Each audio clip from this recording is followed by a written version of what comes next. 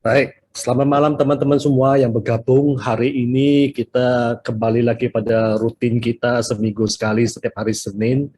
Kita pertemuan untuk saling belajar, saling memberi semangat dan segalanya dalam sini.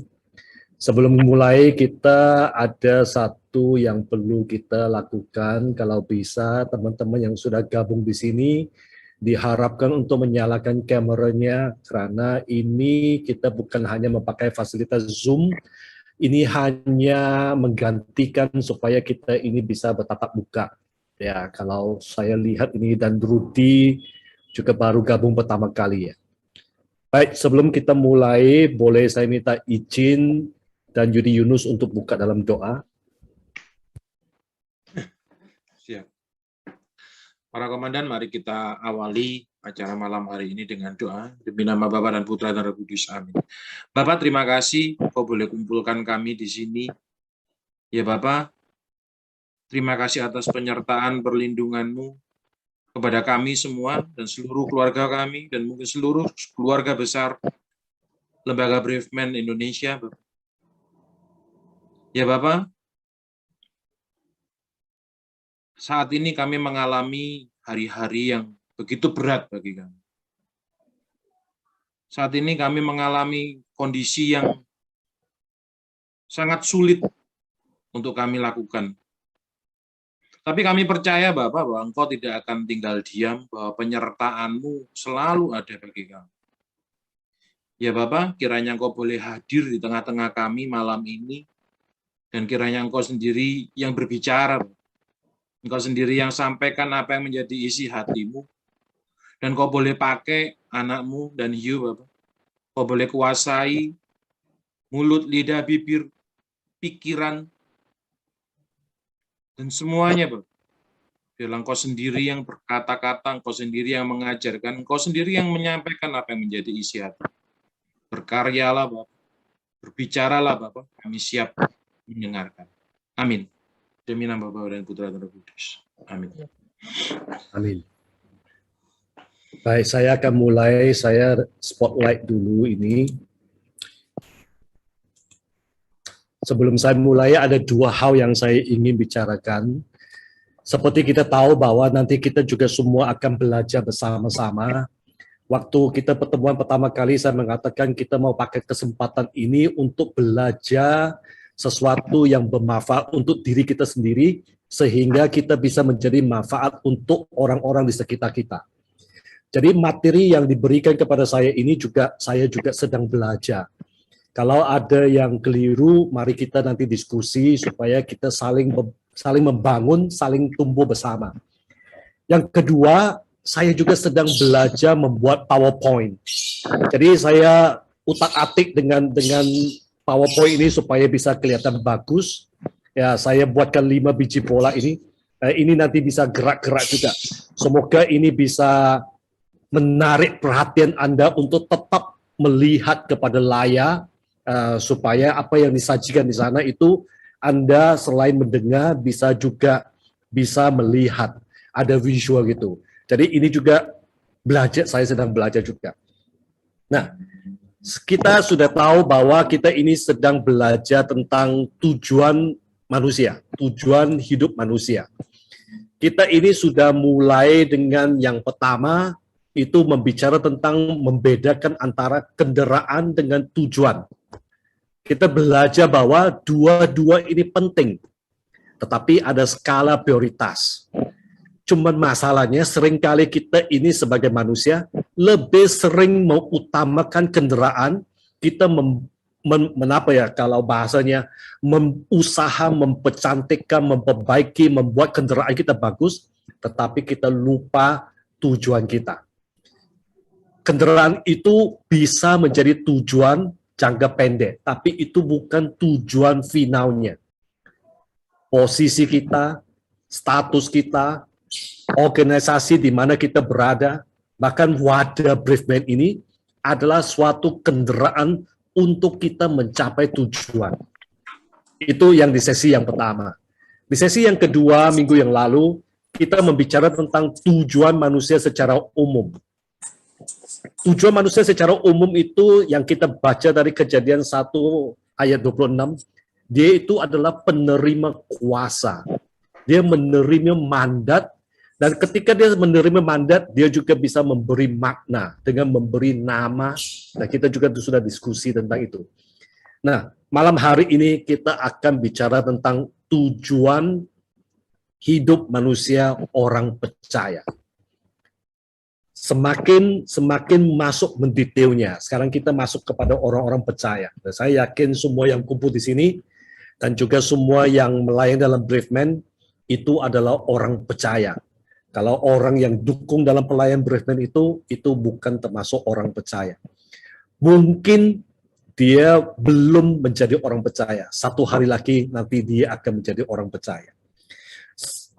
Saya akan membaca ayat yang mendasar diskusi kita malam hari ini, yang diambil dari Kitab Roma pasal 8 ayat 28 sampai 30. Saya akan membaca ayat ke-28. Kita tahu sekarang bahwa Allah turut bekerja dalam segala sesuatu untuk mendatangkan kebaikan bagi mereka yang mengasihi Dia, yaitu bagi mereka yang terpanggil sesuai dengan rencana Allah.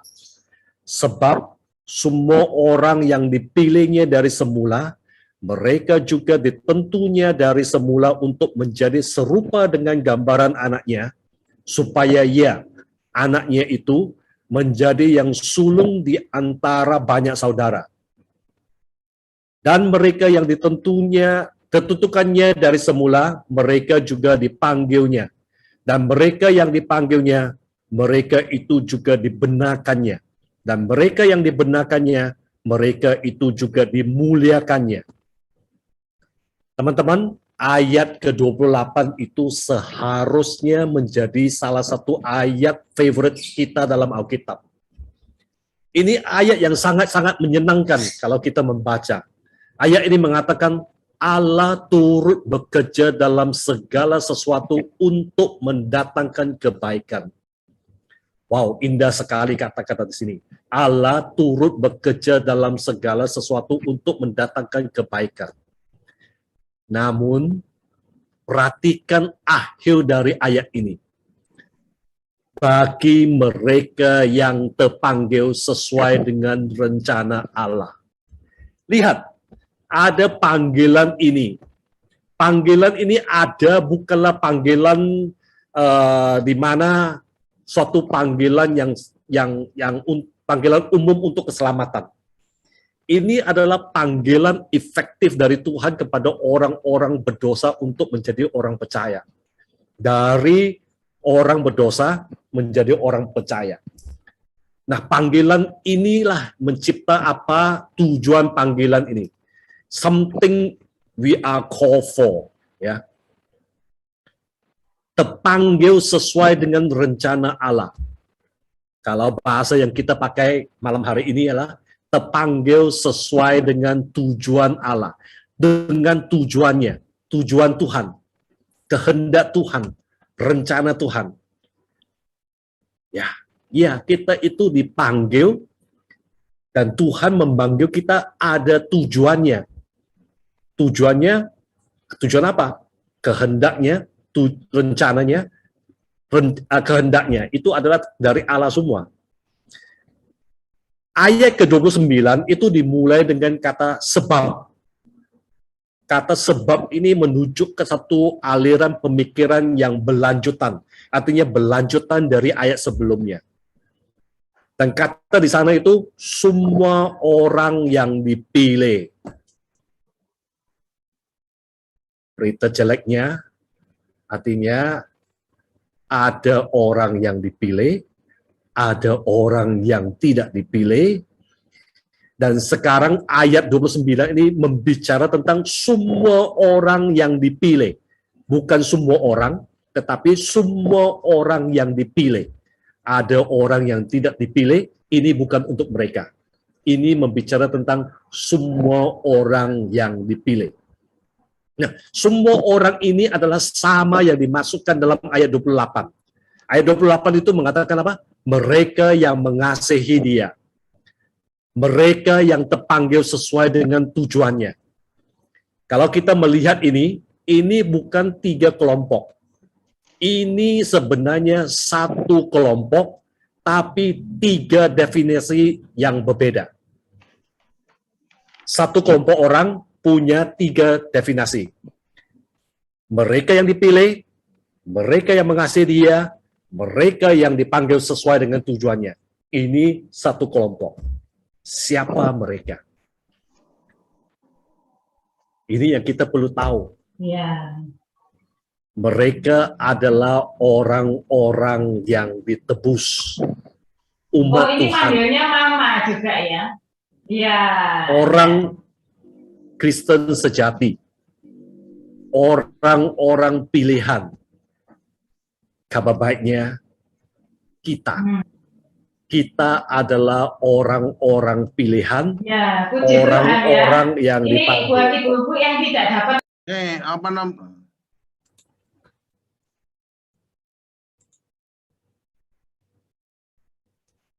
Maaf, tadi saya mute-kan Pak Suhadi.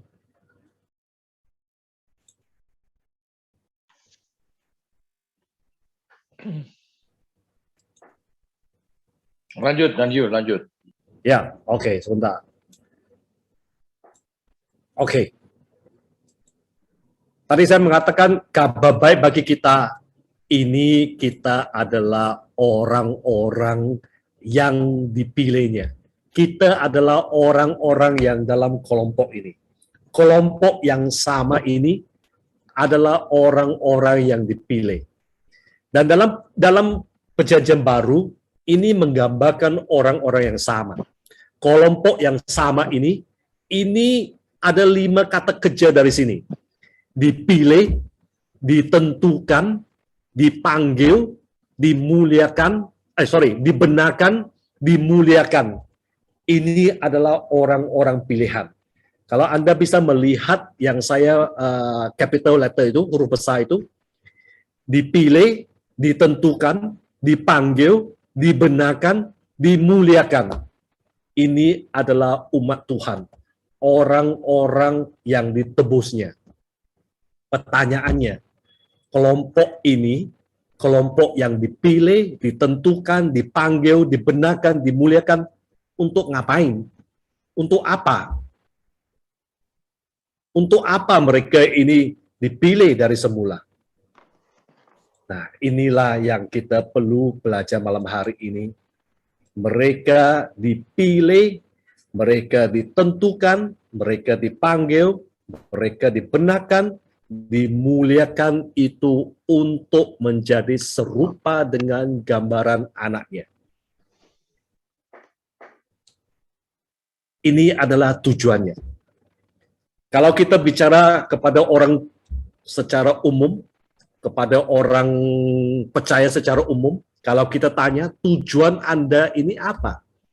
Seringkali dijawab, supaya saya menjadi orang Kristen itu, saya menjadi orang percaya itu, supaya saya diselamatkan. Atau supaya dosa-dosa saya diampuni.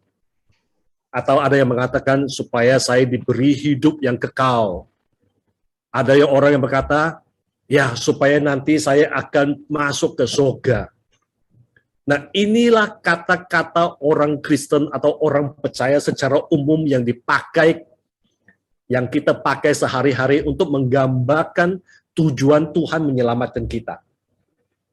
Tetapi kalau kita melihat kembali kepada ayat 28, dan kita melihat bahwa di sana ada janji segala sesuatu bekerja sama untuk mendatangkan kebaikan, pertanyaannya, kebaikan apa yang mau didatangkan, kebaikan apa yang mau Tuhan janjikan? Apakah itu kebaikan yang kami berharapkan itu kekayaan? Atau mungkin zaman-zaman atau masa sekarang supaya kita ini sehat? Supaya kita ini punya kebahagiaan? Atau antara wadah kita ini, antara semua ini, kita ada satu persahabatan yang baik, atau kebaikan yang kita inginkan itu adalah kondisi yang baik sepanjang waktu? Ternyata ini ada sesuatu yang mengejutkan dalam ayat 29. Tujuan Tuhan untuk kita mendatang kebaikan itu adalah menjadi serupa dengan gambaran anaknya. Itu adalah tujuannya Tuhan untuk kita semua. Tujuan untuk orang-orang yang dipilihnya. Menjadi serupa dengan gambaran anaknya. Pertanyaannya lagi, apa artinya ini? Saya yakin dan percaya kita ini sudah pasti tahu kalau kita bicara tentang anaknya, itu kita sudah tahu itu pasti Yesus. Serupa dengan gambaran anaknya, artinya menjadi serupa dengan Yesus. Menjadi serupa dengan gambaran Yesus. Itu yang dimasukkan di sini. Nah, kata gambaran yang dipakai dalam kata bahasa Yunani, itu berarti image. Atau saya kemarin cari image itu dalam bahasa Indonesia itu citra. Atau bahasa gaul hari-hari ini, kalau kita sekarang pakai Android atau iPhone, icon. Ya, icon. Saya hari ini juga pakai banyak icon. Yang di sebelah kiri sana itu adalah icon GPI Blessing Center. Nah, citra, image, atau icon ini adalah sesuatu yang menyerupai sesuatu yang lain. Bagi orang percaya, identitas kita ini ada di dalam Kristus. Dan identitas kita ini berasal dari Kristus. Suatu identitas yang menurun. Sesuatu atau sebuah kemuliaan yang diturunkan. Pertanyaannya lagi, untuk menjadi serupa dengan gambaran anaknya, apakah itu kabar baik? Belum tentu untuk semua orang. Ini tergantung seberapa layak, seberapa mulia, seberapa indahnya Yesus menurut Anda. Kalau Anda merasa dia tidak layak, dia tidak mulia, dia tidak indah, ini bukan kabar baik untuk Anda. Nah, semakin besar Yesus menurut pikiran Anda, semakin kabar baiknya. Mengapa? Karena kabar baik ialah bahwa dari semula, ayat 28 itu mengatakan, ayat 29 itu, dari semula itu berarti sebelum waktu itu bermulai, waktu itu dimulai.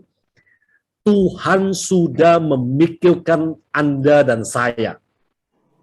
Tuhan memikirkan Anda dan saya dengan satu cara untuk menyelamatkan, untuk menebus, dan untuk menetapkan Anda dan saya untuk hidup yang kekal.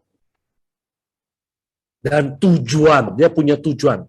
Dia sudah memikirkan Anda dan saya, dia memikirkan cara untuk menyelamatkan saya, dan dia bertujuan untuk membentuk karakter kita, membentuk kelakuan kita, membentuk sikap kita, membentuk gaya hidup kita, bahkan membentuk hati kita untuk menjadi potret, citra, image, segambar dengan Yesus, anak Allah. Itu tujuannya Tuhan. 2 Korintus pasal 3 ayat 8 mengatakan, dan kita semua mencerminkan kemuliaan Tuhan dengan muka yang tidak berselubung. Dan karena kemuliaan itu datangnya dari Tuhan yang adalah roh, maka kita dirubah menjadi serupa dengan gambarnya dalam kemuliaan yang semakin besar. Wow, itu adalah kabar baik. Dari semula, sebelum waktu dimulai, kita ini sudah dalam pikiran Tuhan. Kita ini sudah ditetapkan akan hidup kekal, dan Tuhan punya tujuan, punya kehendak untuk membentuk karakter, kelakuan, sikap, gaya hidup, bahkan hati kita untuk menjadi serupa dengan gambaran anaknya. Itu seharusnya menjadi suatu berita yang sangat-sangat konteks orang percaya. Hanya ada berita yang tidak begitu bagus. Kalau yang saya menggasih warna hijau itu ada kata menjadi serupa. itu berarti ada proses. Ada sesuatu yang harus dilewati, harus belajar. Nah, itu semua kita ini harus melewati satu proses sehingga kita serupa dengan gambaran anaknya. Kita belajar di sini malam hari ini, kita ini juga sedang menjalankan prosesnya. Kalau Anda melihat lagi yang di bawah warna hijau menjadi serupa, di bawah itu ada kata-kata supaya ya. Ternyata di sini ada lagi tujuan lain. Supaya ya. Artinya ada tujuan lain lagi. Supaya apa? Tujuannya apa? Supaya anaknya itu, kita tahu anaknya itu adalah Yesus, itu menjadi sulung di antara banyak saudara. Artinya apa?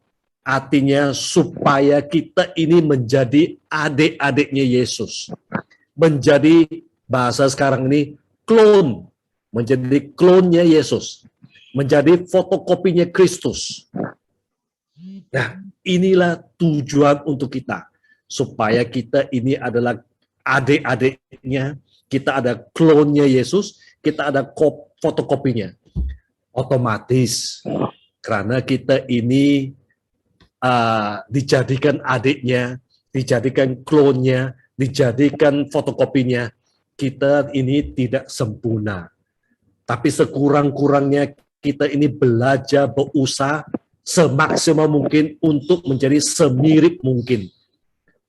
Itu yang kita usahakan. Itulah kita perlu proses untuk belajar. Supaya kita bisa menjadi serupa, kalau tidak serupa 100%, sekurang-kurangnya semirip mungkin. Pertanyaan berikutnya, karena ini menimbulkan pertanyaannya. Untuk apa sih? Untuk apa kita dijadikan supaya serupa dengan gambaran anaknya? Sebentar lagi kita akan lihat itu. Saya lanjutkan lagi aja. Nah, ini adalah sesuatu yang kita sudah belajar yang minggu lalu. Tujuan pencipta manusia dalam konteks orang percaya, secara umum dulu, adalah bahwa kita ini adalah penerima, atau orang secara umum adalah penerima mandat.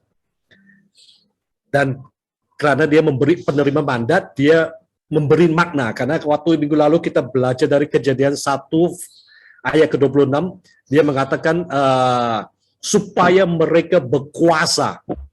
Ya, berkuasa dalam hal ini bukan berarti menjajah, tetapi menjadi penerima mandat.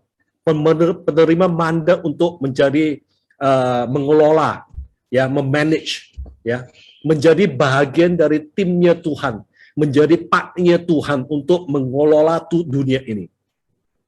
Kalau Anda melihat Kejadian pasal 2 ayat 19, itu juga lihat Anda sampai 20, Anda juga melihat manusia, Adam itu, dia memberi nama kepada segala ternak, kepada burung, kepada segala binatang. Artinya dia memberi makna. Dia lihat monyet, dia mengatakan ini monyet, dia memberi makna nama itu kepada binatang itu. Dia bisa memberi makna. Nah, dari materi yang saya belajar, memberi makna itu ada 4, sekurang-kurangnya ada 4 yang bisa dijabarkan. Memberi makna, 1 itu juga bisa memahami makna. Manusia bisa memahami makna. Kemarin Papi Benny sama Pak Suhadi juga memberi makna kepada anaknya. Pertanyaannya, apakah kita hanya memberi makna, anak kita itu memahami gak makna nama yang diberinya? Mereka juga perlu memahami supaya mereka bisa hidup, menjalani hidup sesuai dengan makna yang diberinya. Mereka perlu memahami itu juga. Yang kedua, pemberi makna itu juga bisa punya kuasa, bukan kuasa ya, ability, punya kemampuan untuk berkomunikasi dengan bermakna. Nah, apa yang saya sampaikan di sini pasti menjadi sesuatu yang bermakna, sesuatu yang meaningful. Kalau saya berkomunikasi dengan tanpa bermakna, sia-sia kita berkumpul malam sini, nggak ada acaranya apa. Apa yang kita belajar dari malam ini harus menjadi sesuatu yang bermakna. Komunikasi apa yang saya sampaikan di sini harus dengan bermakna. Kalau enggak, kita namanya bahasa Indonesia apa? Ngomong kosong aja. Nah, manusia yang menerima makna itu juga bisa mengubah maknanya. Mengubah maknanya menjadi sesuatu yang lain. Kita tahu Abraham, namanya berubah menjadi Abraham, maknanya juga berubah. Tujuannya berubah sedikit, ya, mengubah maknanya. Bahkan yang keempat, manusia yang mendapat makna, mereka juga bisa mengembang, bukan hanya mengubah, mengembang. Contoh anak saya yang paling kecil, nama yang diberi waktu dia lahir adalah Jared.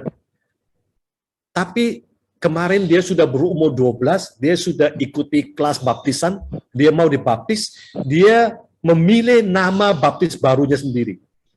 Dari nama yang ada diberi orang tuanya, dia ingin mengembang namanya sendiri.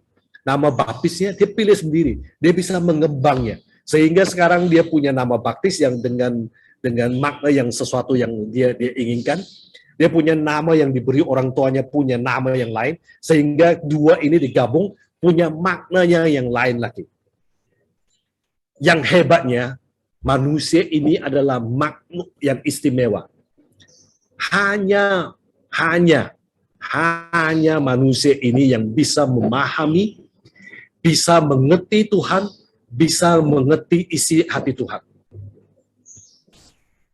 Hanya manusia ini. Manusialah juga yang bisa berkomunikasi dengan bermakna.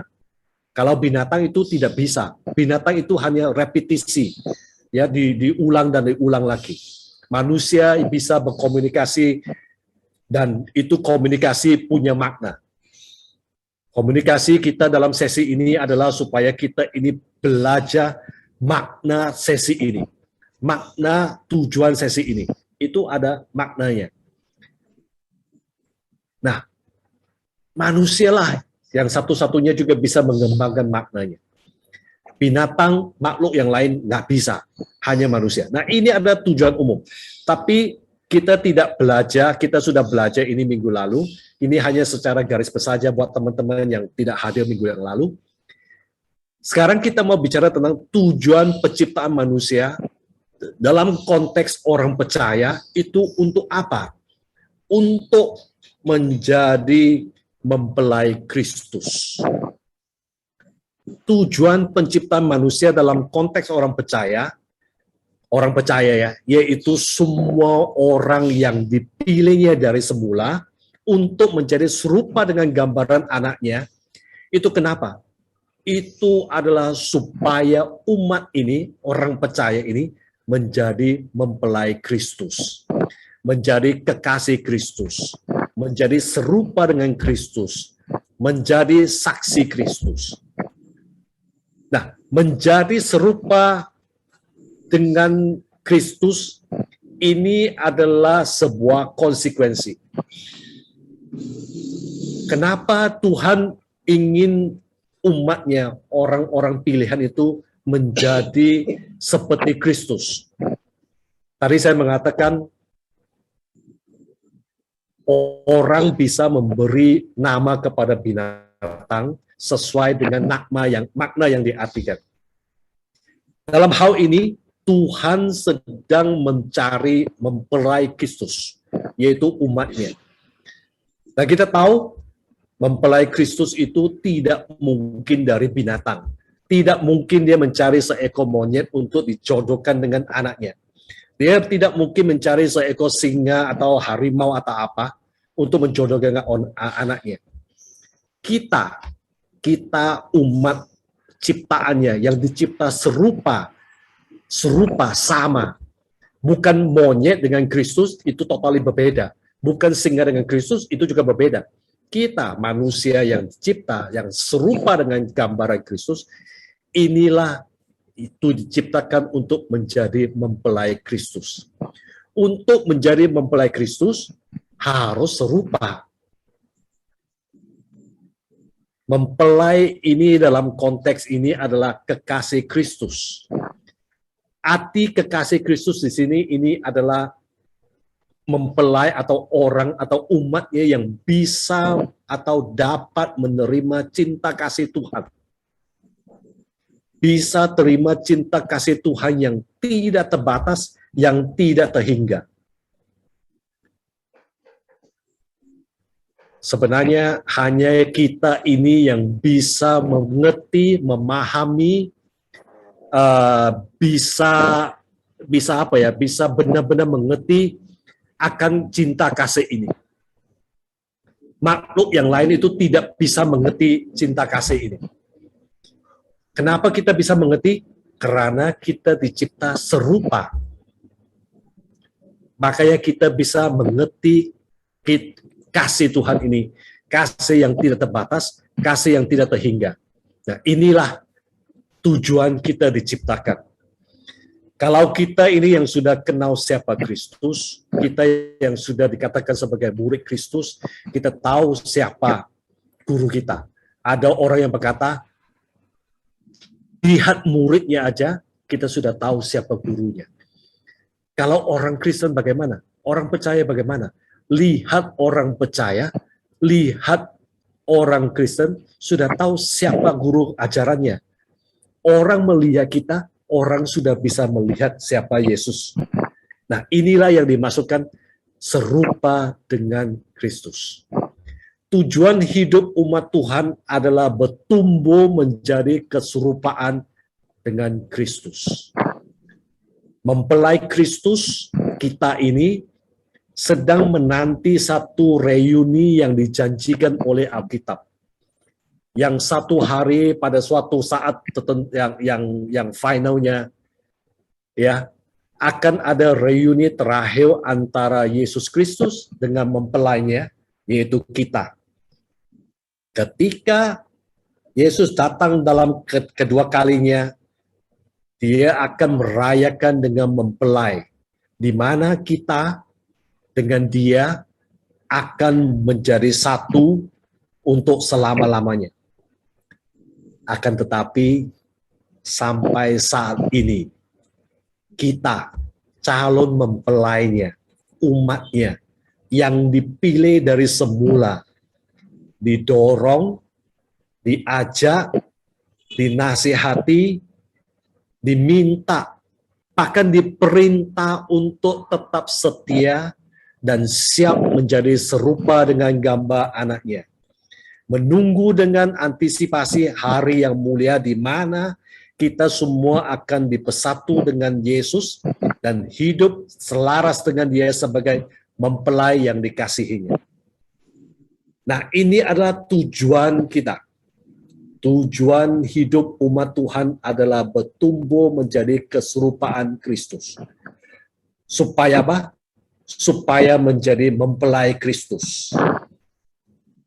Malam hari ini, yang ingin saya berbagi adalah hanya satu poin. Kita ini belajar bertumbuh, belajar melewati prosesnya, belajar bertumbuh, supaya kita menjadi serupa dengan Kristus untuk menjadi mempelai Kristus. Demikian bahan yang saya sampaikan. Mohon saran, masukan, dan apa saja dan kita diskusi bersama.